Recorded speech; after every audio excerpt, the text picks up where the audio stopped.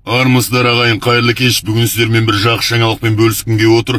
Естеріңізде болса, осыдан бір жыл бұрын солтүстік Қазақстан облысы Петропавл қаласында бір топ далбойөптер жиналып алып, біз Қазақстанды мойындамаймыз, біз Қазақстаннан бөлінеміз, біз ПНР боламыз деген сепаратистер бүгін сотталып жатыр ағайын.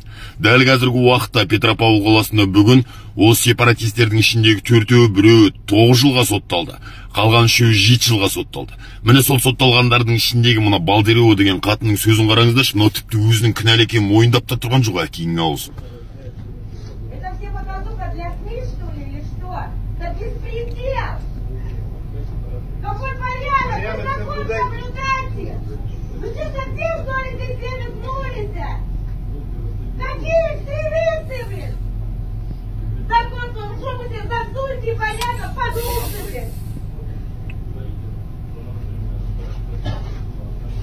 Да и больно надо, дайте выйти. Позор! Это позор! Судебная система позор!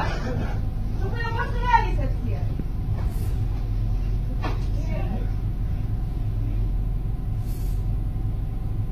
Міне қараңыздаршы, айтпақшы тағы бір жаңалық.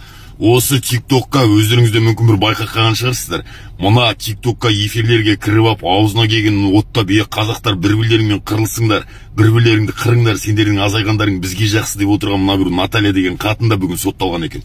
174-ші баппен 4 жылға кетіп отыр. Ағайын, мен түсінбейтінім бар ғой, осылардың бар ғой, әкелері де, шешелері де, аталары да осы қазақтың жерінде зиратта жатыр да, ана. Орыстардың кладбищесінде қазақтың жерінде жатыр да. Осылар кішкентай кезінен қазақтың даласында туып, қазақтың мектебіне барып, қазақтың суын ішіп, нанын жеп, осылар қалай сатқын болады? Мен осы нәрсені сұмдық түсінбеймін бар ғой. Қысқасы ағайын, осындайларды бар ғой, тиктокқа кіріп алып, эфирге кіріп, аузына келген оттап, отанға, тілге, ұлтқа тіл тигізіп отыратындар бар. Сондай сүмелектерді записке басып, осы тиктокқа салып отырыңыздар ағайын.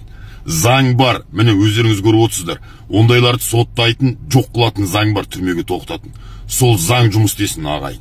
Біз бірігіп, ішкі жауда да, сыртқы жаудан да осылай өз елімізді, өз республикамызды, отанымызды қорғауымыз керек. Бәріңізді бірлікке шақырам ағайын. Тәуекел, теріске бізге аманат. Видеоны барынша таратып, пікір жазып қолдау жөйлеріңізді сұраймын. Патриот азаматтар, маған достық жіберуді ұмытпасын ағайын. Бар болыңыздар.